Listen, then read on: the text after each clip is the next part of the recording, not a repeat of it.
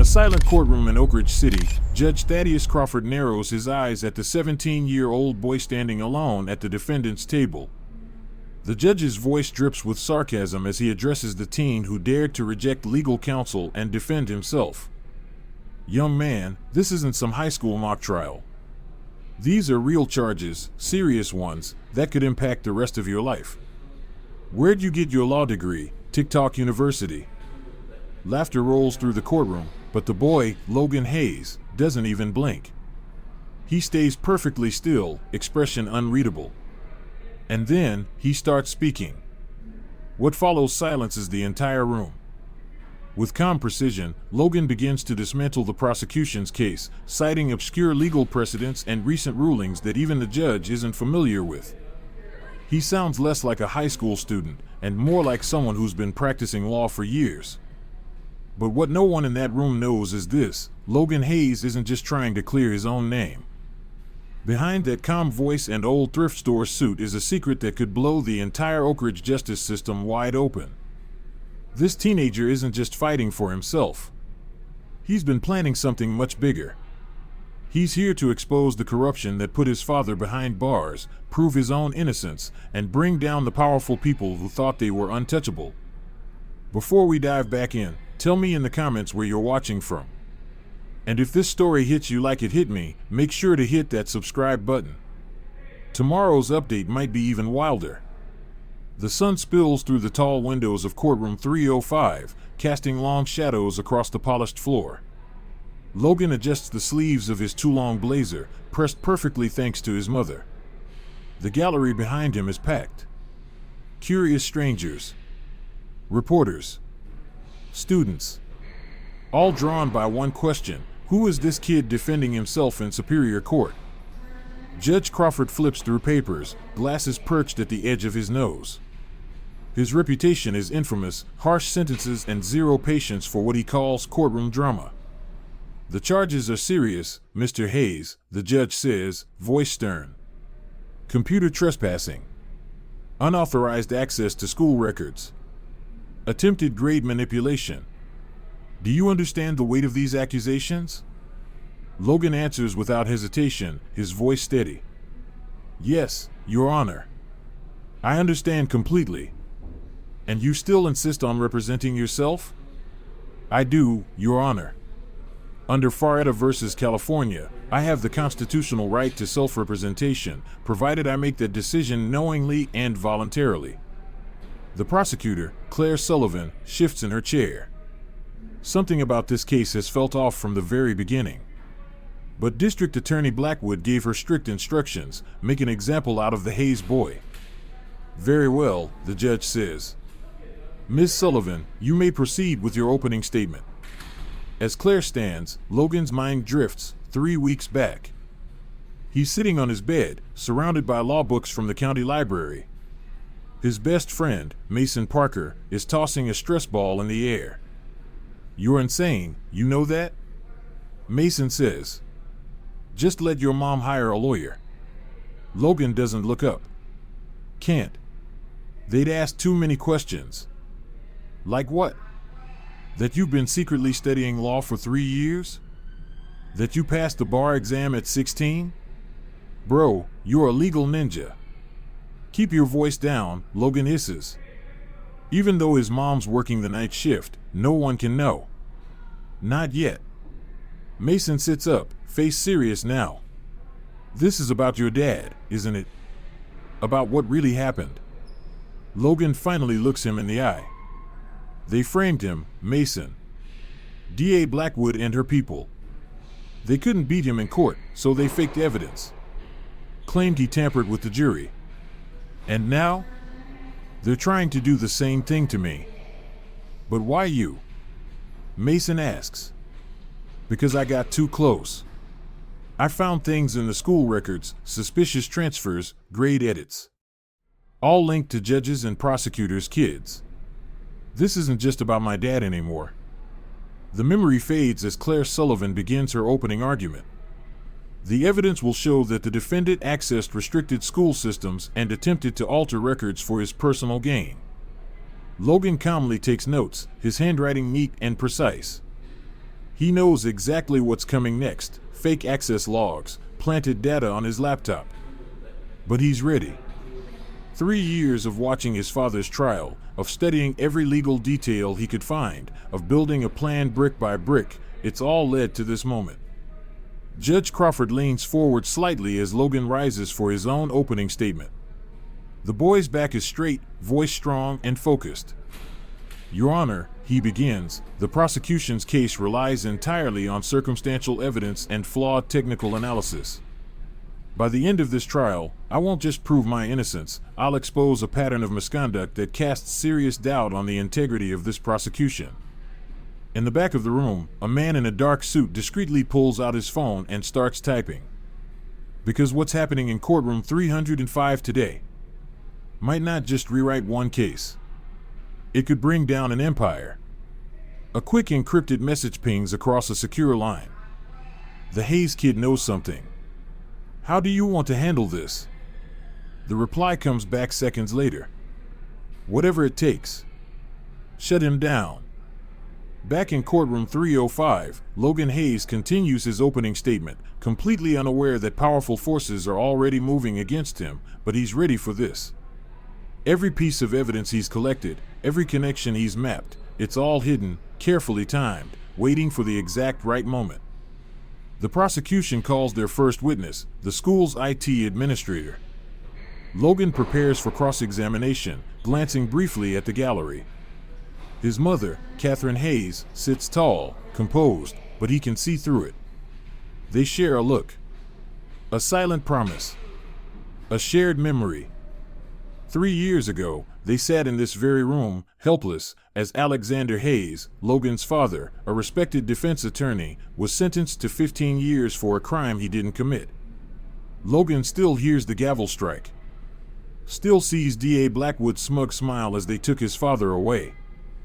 But that same gavel now rests in Judge Crawford's hand. And this time, Logan's not helpless.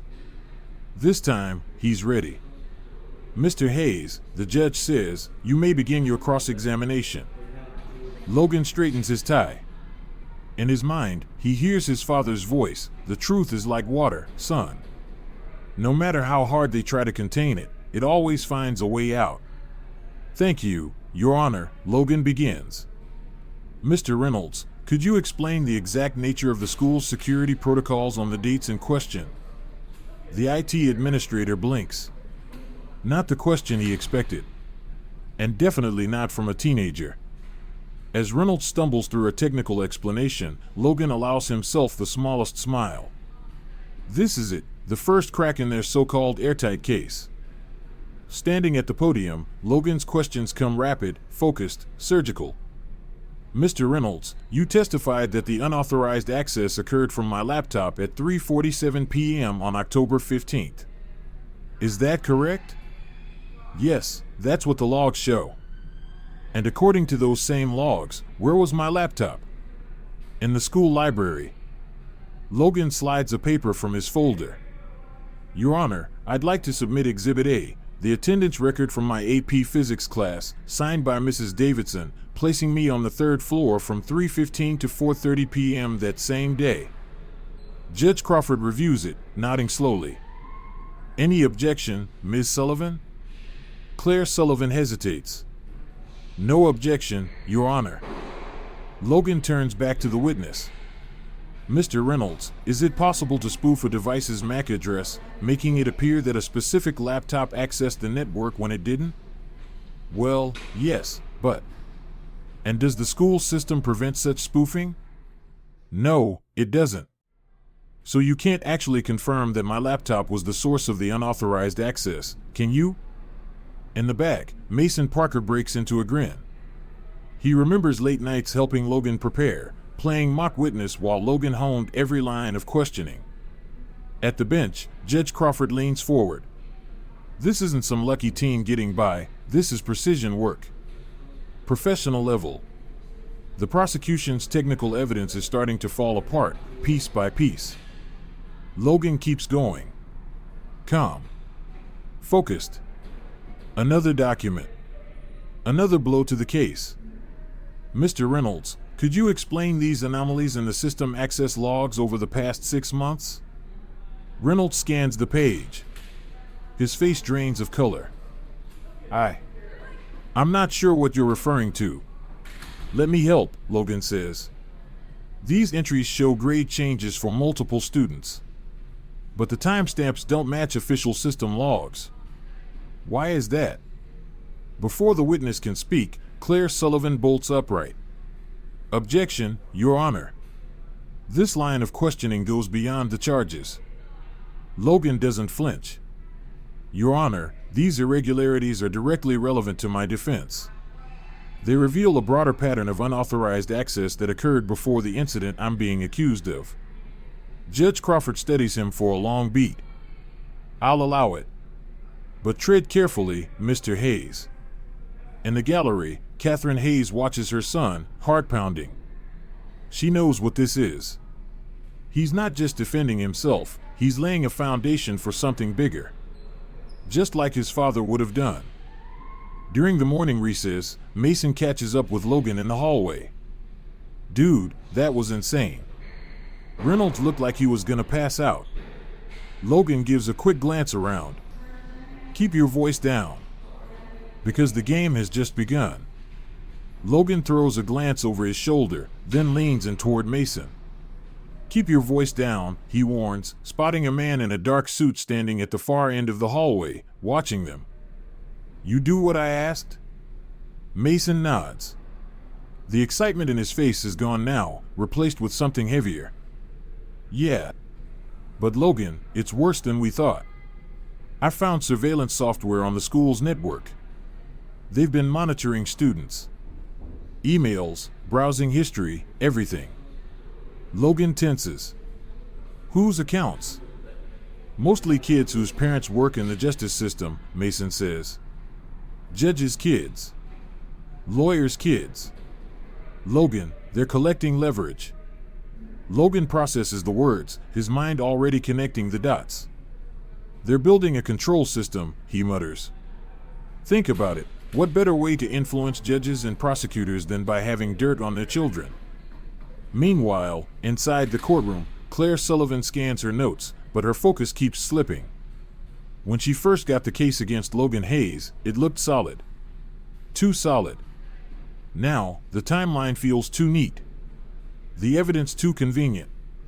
And DA Blackwood's obsession with the case? It's starting to feel personal. As the afternoon session begins, Judge Crawford calls both attorneys to his chambers. Logan follows, hyper-aware that this is the exact room where his father once stood, 3 years ago, right before it all fell apart. Mr. Hayes, Crawford begins, his tone more measured than before, your performance this morning was unexpected. But I need to ask, what's your real objective here? These questions about records, network protocols, you're fishing for something bigger, aren't you? Logan meets the judge's stare, unwavering. Your Honor, I'm simply presenting my defense. Don't play games with me, son, the judge says, leaning forward. I've been on this bench for 20 years. I know when someone's building to something. Before Logan can respond, a knock at the door interrupts. The bailiff steps in, handing the judge a folded message. Crawford reads it, his face tightens. We'll continue this later, he says coldly. Court resumes in 10. As Logan leaves, he catches sight of Claire Sullivan speaking with someone he instantly recognizes, Detective Jack Callahan. The very same officer who led the investigation that destroyed his father's life. Their eyes lock for just a moment. Callahan gives him a nearly invisible nod. A signal. In the hallway, Logan's mother rushes up to him. Logan, she says, voice low and urgent, I found more of your father's case files in the attic last night. There's something we missed. What kind of something? The jury tampering your father was accused of, it was tied to a case involving one of Blackwood's biggest campaign donors. She pauses. And the evidence they used, it looks like it came from the same source they're using against you now. Logan feels the weight of her words sink in. Everything is starting to align, and it's bigger than just his case. He nods once, slowly. Back in the courtroom, he spots a familiar face in the back row. William Montgomery, his father's former law partner. The man meets Logan's eyes and gives a slow shake of his head. A warning. Judge Crawford calls the court to order. But something's changed in his expression. His earlier skepticism is gone, replaced with curiosity and caution. "Miss Sullivan," the judge says, "call your next witness." Claire rises slowly. The state calls Principal Edward Mitchell. Logan flips to a fresh page in his notebook. The real battle is about to begin, and he's ready. Principal Mitchell takes the stand, visibly uncomfortable. Under the bright lights, his usual school office confidence seems to wither. Claire begins. "Please state your name and position for the record." "Edward Mitchell, principal of Oak Ridge High School for the past 8 years." "And could you describe the events that led to the investigation of Mr. Hayes?"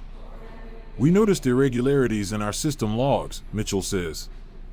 "The IT department traced the activity to Mr. Hayes' computer. Given his history of questioning authority, he became our primary suspect." Logan's pen pauses mid-note. Questioning authority. Not breaking rules. Not tampering records. Just asking questions. He waits patiently as Claire continues her line of questioning, building the state's version of events. But he's already preparing to take it apart. In the gallery, Catherine Hayes notices something odd, a man in a tailored suit slipping into the courtroom, handing a note to DA Blackwood's assistant. She reads it, then walks out immediately. Catherine's nursing instincts kick in. Something's wrong. "Mr. Hayes," Judge Crawford says, "your witness." Logan rises and approaches the podium. "Principal Mitchell, you said I had a history of questioning authority. Could you clarify what you meant by that?" "Objection." Claire snaps. "Relevance." Logan responds evenly. "Your Honor, the prosecution introduced my behavior as part of their narrative.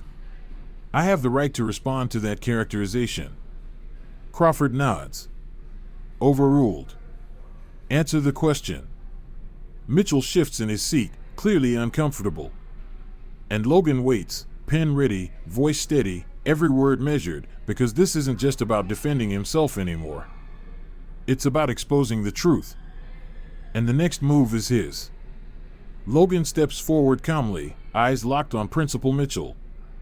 "You filed multiple complaints about grading policies, challenged administrative decisions, requested access to school board meeting minutes," he says.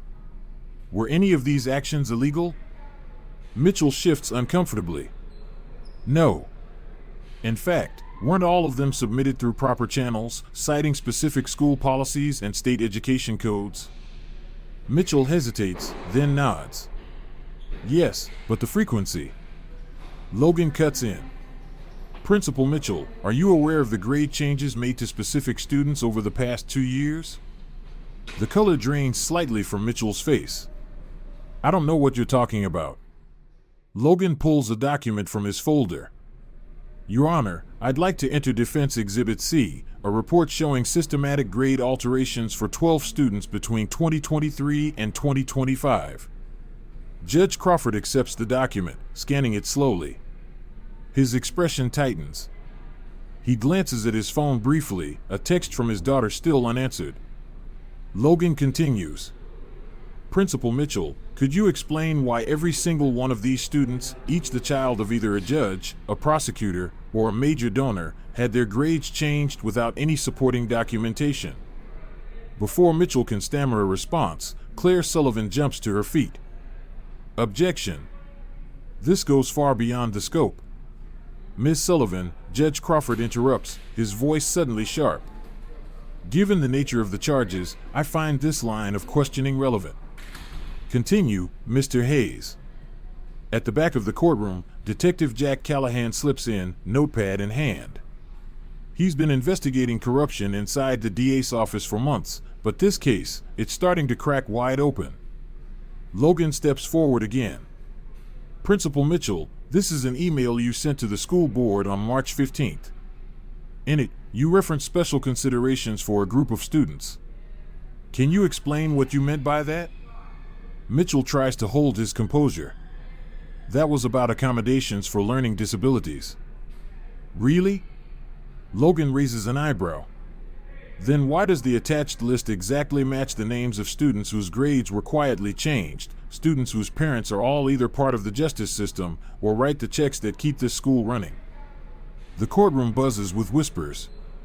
Judge Crawford slams his gavel. Order. He's not looking at Logan anymore. He's staring at Mitchell with concern. During recess, Mason catches up with Logan in the courthouse bathroom. You need to see this, he whispers, pulling up a video on his phone. I got into the school's security footage. Look at the timestamp, same day and time they say you hacked the system. The video shows Logan sitting in his physics class, but then cuts to a different hallway. An empty computer lab. Someone enters. Mason pauses the footage. That's Mitchell's son. Logan leans closer. His jaw tightens. And that's Blackwood's assistant with him. Mason nods. This was never about you hacking anything. They needed a scapegoat. Someone was getting too close. Before Logan can reply, the bathroom door creaks open. A tall man in a dark suit steps in. His presence fills the room. Mr. Hayes, he says coolly. A word. Mason stiffens, but Logan gives him a subtle nod. Go. Mason slips out. The man waits until the door closes. You're making powerful people nervous, kid. You're smart. You know how this ends. Logan doesn't answer. Drop the questions. Plead out to a lesser charge. Everyone goes home happy. And if I don't? The man's smile is cold. Your mother works late shifts. County General. That neighborhood's not exactly safe. Be a shame if something happened. He walks out, leaving Logan alone. The air is heavy. Logan stares at his reflection, hands trembling as he splashes water on his face. They just made it personal. Back in the courtroom, Claire Sullivan watches Logan re-enter. Something's changed, his posture, his eyes, the pale tension in his face. She glances toward D.A. Blackwood. Behind him now sits the same man in the dark suit. Claire's instincts scream. The story she thought she was part of? It's not the story unfolding in front of her. Mr. Hayes, Judge Crawford calls, are you ready to continue? Logan straightens his tie. Yes, Your Honor. As he approaches the witness stand again, his mother slips out of the courtroom. Something in her gut won't let her sit still. There's something buried in her husband's old case files, she remembers it now. A pattern of threats. The same tactics being used on Logan. Meanwhile, Detective Callahan watches closely, each word of Mitchell's testimony pulling threads from a much larger web. He pulls out his phone and types. Pull everything we have on the Alex Hayes case. Something's wrong. Mitchell's confidence begins to crumble under Logan's next round of questions. Each answer. Each document. Every exposed lie. And now, the shape of the truth is finally starting to appear. And it's bigger than any of them imagined. The conspiracy is no longer a theory, it's taking shape right in front of him. But Logan knows the line he's walking now is razor thin. One wrong move, and it's not just his future that gets buried, it's everyone he's trying to protect. Meanwhile, in a quiet corner of the Oak Ridge Law Library, Catherine Hayes moves quickly through shelves of old case files. Her hands shake as she pulls one out, a case from 5 years ago. Westbrook Development Corporation. D.A. Blackwood's biggest campaign donor. She spreads the documents out across a study table. And then, there it is. The pattern. Falsified evidence. Witnesses suddenly changing their stories. The same man in the dark suit appearing again and again at crucial moments. Her phone buzzes. It's Mason. Mrs. Hayes. Logan needs to see this. I found bank records, school foundation money traced to offshore accounts. 2 floors below the courtroom, Claire Sullivan closes the door of an empty conference room. She turns to Detective Callahan. What am I looking at? Callahan lays out the files. 5,000 pages. All defendants who got too close to exposing corruption. All represented by Alex Hayes before he was taken down. Every single one fits the exact pattern we're seeing in Logan's case. Claire picks up a photo. Who's this? Marcus Sterling. Ex-FBI. Now private security. Works for Westbrook Development. Callahan leans closer. That's him, in your courtroom today. Expensive suit. Quiet. Watching everything. Back in court, Logan pushes forward, his pulse steady, but the threats from earlier still echoing in his mind. Principal Mitchell, he says, can you explain these financial transfers between the school foundation and a Grand Cayman account? Number 27855. Mitchell's face drains of color. I'm not familiar with the foundation's financials. Really? Because your signature appears on every transfer authorization. Judge Crawford leans forward, eyebrows drawn. He's already spent the morning investigating his daughter's mysteriously improved grades, and his patience is wearing thin. D.A. Blackwood stands abruptly. Your Honor, this line of questioning is irrelevant and potentially defamatory. Judge Crawford's voice turns ice cold. Miss Blackwood, you've taken a remarkable interest in this case. For what's supposed to be a simple student computer infraction. Care to explain why? The courtroom goes dead silent. Something has shifted. And Logan sees it. Marcus Sterling leans forward in his seat. His hand moves to his phone. Logan refocuses. Principal Mitchell, were you aware that those transfers exactly match the dates of the grade changes we discussed? Before Mitchell can answer, the courtroom doors open. Catherine Hayes rushes in and places a document in front of her son. Logan reads it, his eyes widen. Your Honor, he says, steady and clear, the defense respectfully requests a short recess to review newly discovered evidence. Crawford studies Logan. Granted. 30 minutes. In the hallway, Logan pores over the documents his mother found. The connections are undeniable, same shell corporations, same threats, same bank accounts used in both his case and his father's. Claire approaches quietly.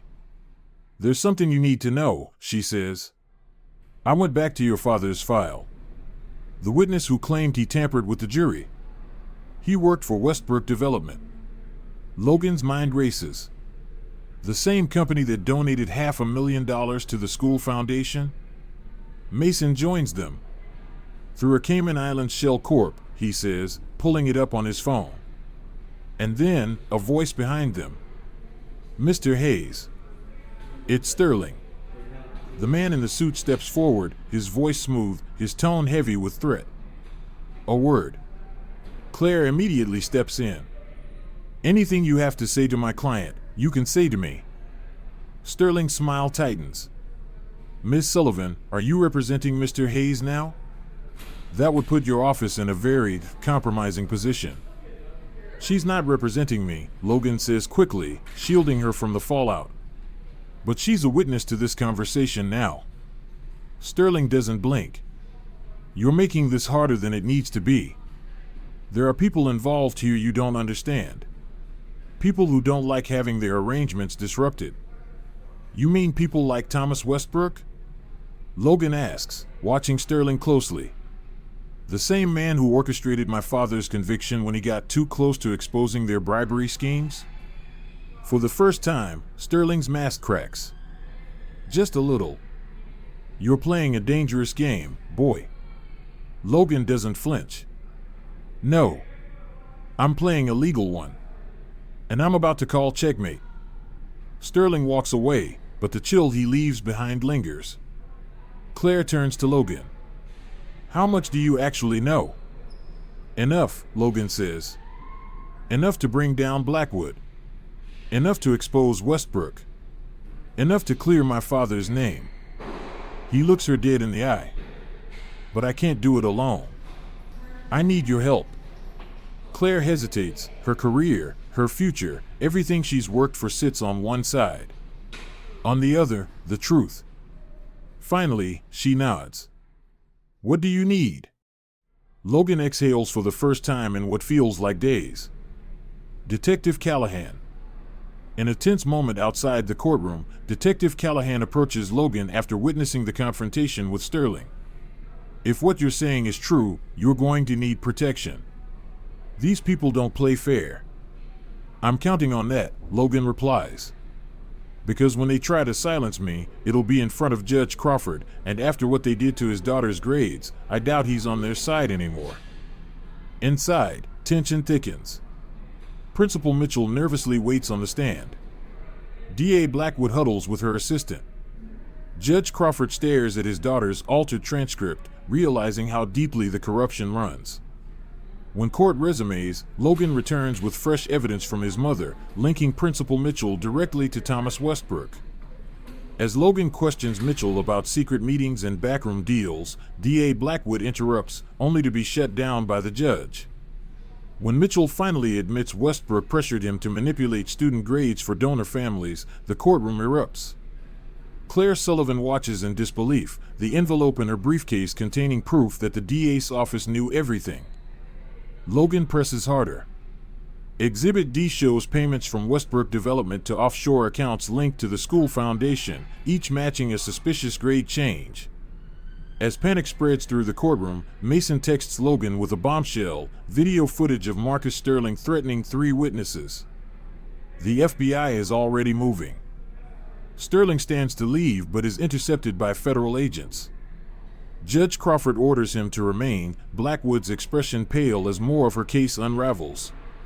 Logan introduces one final piece, a memo from the DA's office, months before his father's conviction, referencing handling the Hayes situation. That's when Claire makes her move.